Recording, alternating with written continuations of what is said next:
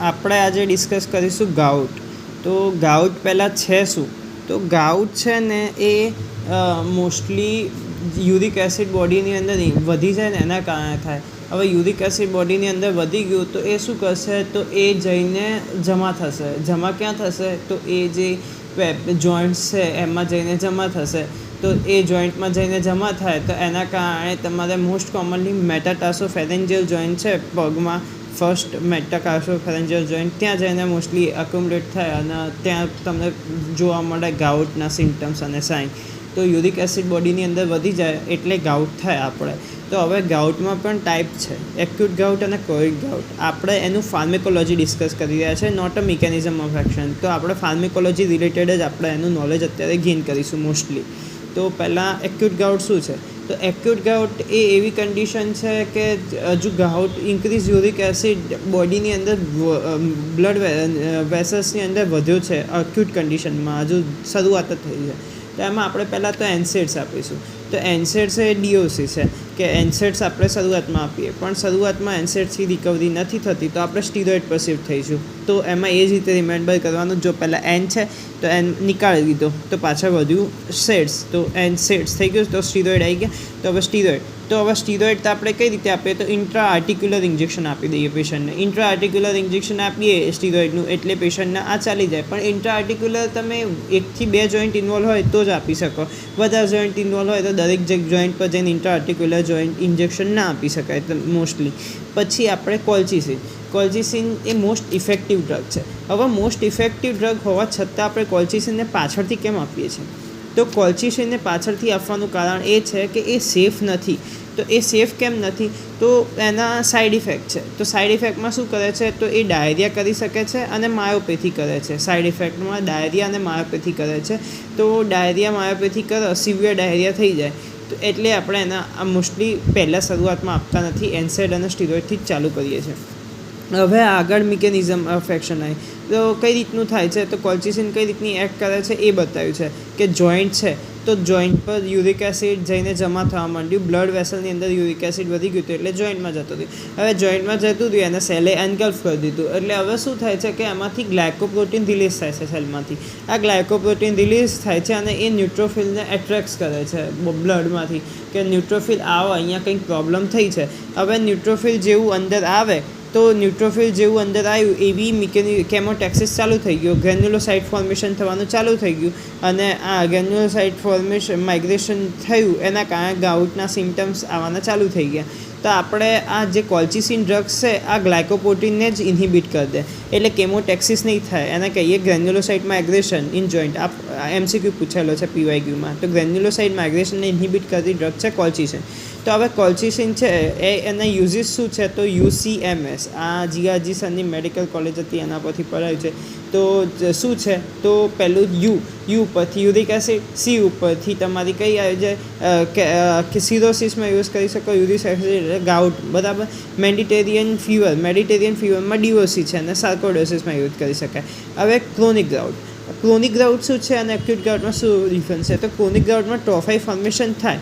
તો ટ્રોફાઈ ફોર્મેશન થયું. હવે આપણે યુરિક એસિડ બ્લડની અંદર બહુ છે તો એનું ડિક્રીઝ કરવા માટે આપણે શું કરી શકીએ? તો આપણે એનું એક્સક્રીશન કરાવવું પડે અથવા ફોર્મેશનને ડિક્રીઝ કરવું પડે. હવે યુરિક ડ્રગ કોને કહેવાય કે જે એક્સક્રીશનને ઇન્ક્રીઝ કરે છે? એવી કઈ ડ્રગ છે? તો પ્રોબેનેસિડ, સલ્ફેનપાયરાઝોન, બેન્ઝોપ્રોમાઝોન અને લેસિન્યુરેડ. તો કઈ છે? પ્રોબેનેસિડ, સલ્ફેનપાયરાઝોન, બેન્ઝબ્રોમેરોન અને લેસિન્યુરેડ. આ ડ્રગ એવી ડ્રગ છે જે યુરિક એસિડ એજન્ટને મતલબ ઇન્ક્રીઝ એક્સક્રીશન કરાવે છે. કઈ? તો 4: પ્રોબેનેસિડ, સલ્ફેનપાયરાઝોન, બેન્ઝબ્રોમેરોન અને લેસિન્યુરેડ. આ 4 ડ્રગ છે. હવે ઇનઇફેક્ટિવ ઇન મતલબ RFમાં તો લાર્જ મતલબ શું થઈ જાય? લેસિન્યુરેડ છે એ હવે મતલબ એની ઇફેક્ટિવ કઈ રીતનું થાય છે કે તમારે બ્લડ વેસલ્સ છે અને કિડની છે. તો બ્લડ વેસલમાંથી કિડનીમાં બ્લડ જાય ત્યારે યુરિક એસિડ એની અંદર જતી રહે છે પણ ફરીથી રીએબ્ઝોર્બ થઈ જાય છે. તો આ રીએબ્ઝોર્પ્શનને બંધ કરી દે યુરિકો એસિડેશન. કયા છે? પ્રોબેનેસિડ, સલ્ફેનપાયરાઝોન, બેન્ઝબ્રોમેરોન અને લેસિન્યુરેડ. આ બંધ થઈ જાય એટલે શું થઈ જાય?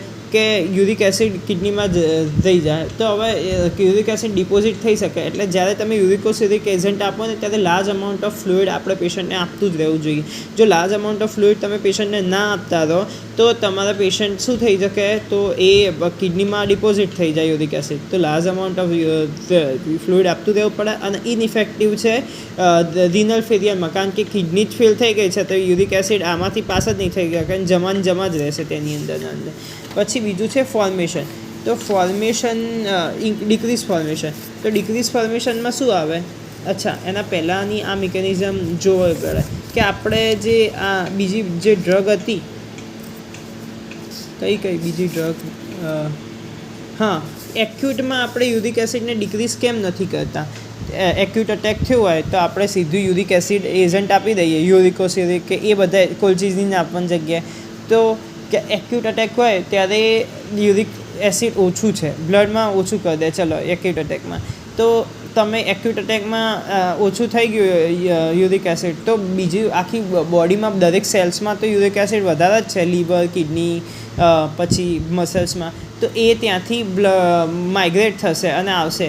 અને ચેનલ ખુલ્લી હોય છે જોઇન્ટ્સમાં, તો ચેનલ ખુલ્લી હોય તો એ સીધું યુરિક એસિડ સીધું ત્યાંથી લીવર, કિડની અને મસલ્સમાંથી સીધું ત્યાં જતું રહે.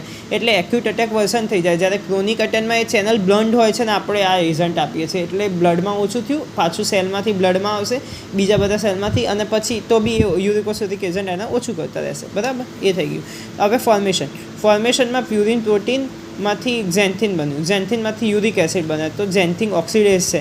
તો ઝેન્થિન ઓક્સિડેઝને આપણે એલોપ્યુરિનોલથી ઇન્હિબિટ કરીએ છીએ. એટલે ડીઓસી છે એલોપ્યુરિનોલ ક્રોનિકમાં ડીઓસી કઈ છે? તો એલોપ્યુરિનોલ આપીએ.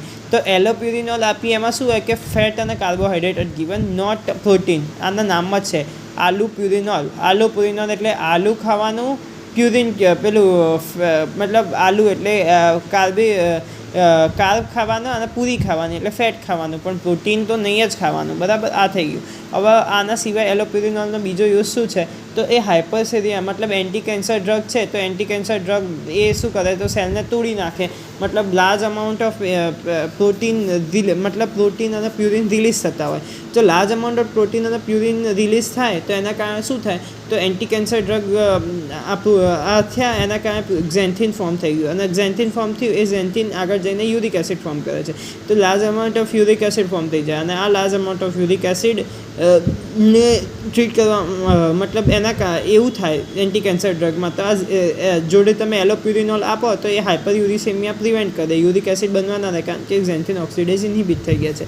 પછી કાલા આઝારમાં પણ તમે એલોપ્યુરિનોલ યુઝ કરી શકો. can be used except તો acute chronic uric acid induced by anti cancer drug કાલા આઝાર. તો એક્યુટ ગાઉટમાં તમે ના આપી શકો.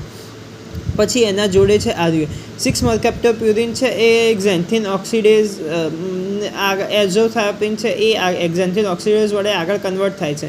પણ ઝેન્થિન ઓક્સિડેઝ એલોપ્યુરિનોલ વડે ઇન્હિબિટ થઈ જાય તો આગળ કન્વર્ટ ના થાય અને 6 મર્કેપ્ટોપ્યુરિન બોડીની અંદર ઇન્ક્રીઝ થઈ જાય. તો જ્યારે આપણે એઝોથેરાપિન આપતા હોઈએ ને તો આપણે એનો ડોઝ ઓછો કરી દેવો પડે, 1/4 ડોઝ કરી દેવો પડે, નહીં તો એ ટોક્સિસિટી થઈ શકે છે. એટલે એલોપ્યુરિનોલ પ્લસ એઝોથેરાપિન આપીએ ત્યારે 1/4 ડોઝ કરી નાખવાનો. બરાબર. પછી એલોપ્યુરિનોલ સમ પેશન્ટ ઇન એલોપેથી, કારણ કે એમાં યુઝ ના કરી શકો, કારણ કે પ્યુરિન છે એની અંદર, પ્યુરિન આવી ગયું. તો પ્યુરિનની જેને સેન્સિટિવિટી હોય એની અંદર તમે યુઝ ના કરી શકો. કરો તો તમે એ પેશન્ટને એલર્જીક રિએક્શન આવે. એના કારણે આપણે પેબુક્ઝોજેટ યુઝ કરીએ છીએ. એટલે આના નામમાં જ છે